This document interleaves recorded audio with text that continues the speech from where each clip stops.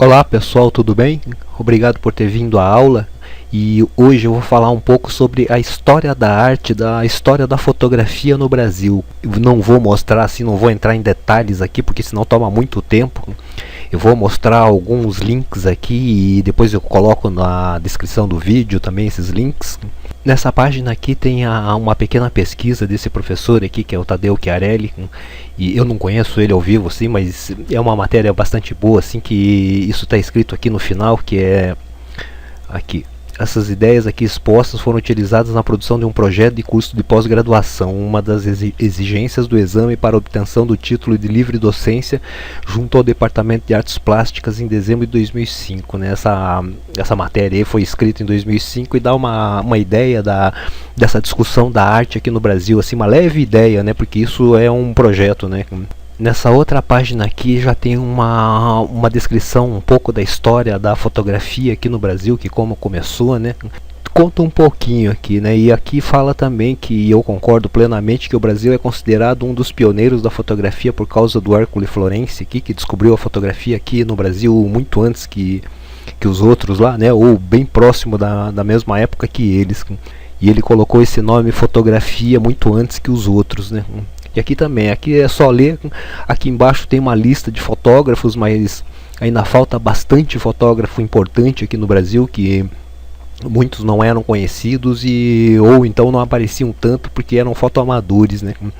E muitos que eram profissionais também não estão nessas listas que estão aqui. Eu coloquei essa outra lista aqui assim, e aqui tem esse blog aqui, Fotógrafos Brasileiros, e aqui tem uma lista maior assim que mostra vários fotógrafos brasileiros e provavelmente tem os links aqui desses fotógrafos todos, né? E tem várias fotografias bonitas e muito bem feitas também, né? Muito bem pensadas, e nesses casos aqui dessas fotografias são muito fotojornalísticas, né? Fotoarte e coisas assim, que é a fotografia que interessa a gente, né? E existem muitos outros fotógrafos também que trabalhavam em outras áreas, como em eventos, casamentos, estúdios, fazendo fotos de produtos, que também faziam fotografias para eles mesmos, né, nessa forma amadora, nessa forma artística de fazer fotografia. Só que esse tipo de foto deles não apareciam tanto e não eram tão publicadas.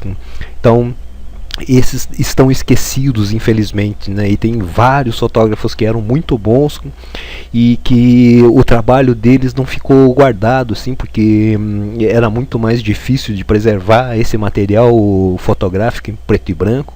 Provavelmente não preservaram esse trabalho, e alguns outros estão escondidos por aí, né? E talvez guardados em algum lugar, e muitos se estragaram também. Então é uma pena, assim, porque existiam muitos trabalhos muito bons. Esses links eu vou colocar todos lá. Essa história da fotografia, ela vai até 99 aqui, mas eu vou contar uma parte da história que começa em 75. Em 1975, o governo militar ele criou uma lei que proibia a importação de vários produtos, né, e que eram considerados supérfluos. E a fotografia foi incluída nessa lista dos supérfluos. E provavelmente está nesse outros aqui, né? E o preço, né, do material fotográfico importado assim subiu muito, assim, deixando impossível assim a continuidade da fotografia preto e branco, principalmente aqui no Brasil, né? Se fazia ainda porque existia uma fábrica da Kodak aqui em São Paulo, e essa fábrica produzia papel fotográfico, e eu não sei se produzia filme também, mas acho que não. O filme provavelmente vinha importado de algum lugar e também era caro, né? Mas o papel fotográfico, químico, era tudo feito pela Kodak aqui no Brasil, né? Então ainda se manteve o preto e branco por causa dessa fábrica aqui, né?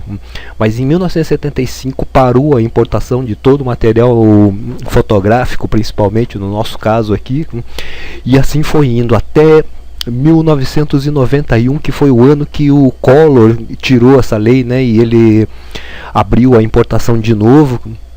E nessa época, assim, entre 75 e 91, o que mais proliferou aqui no Brasil foram essas máquinas aqui de 1 hora, né, de processamento de 1 hora, os mini labs, que faziam as fotos 10x15, né?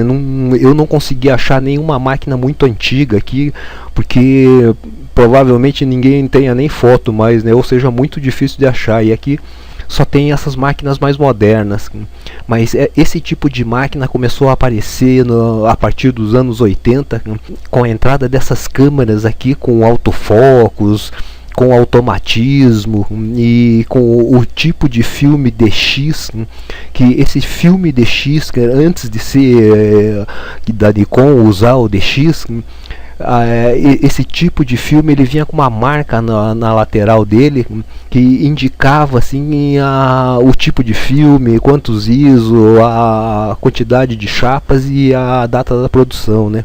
Que era uma marca também ali para que a câmera aqui, nesse caso dessa câmera aparece aqui assim, nesses contatos que tem aqui em volta, aqui ele tinha uns contatos aqui dentro onde encaixava o filme, esse DX encostava ali e já mandava a informação do ISO e tudo para a câmera, para que a gente não esquecesse de mudar o ISO, né?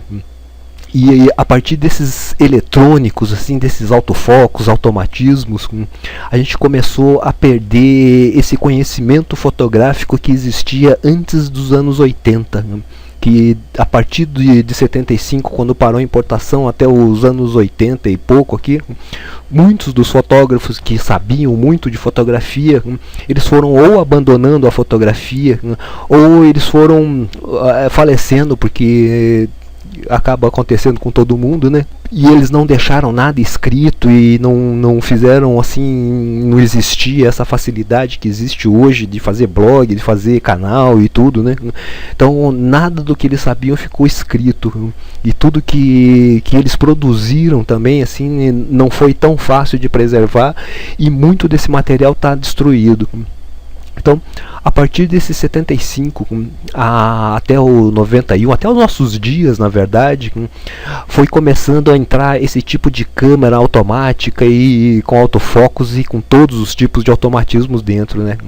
E com isso a gente foi perdendo a nossa capacidade de pensar fotograficamente, porque quem estava pensando por nós eram as câmeras, porque ele vem com pré-programado com tipos de fotografia.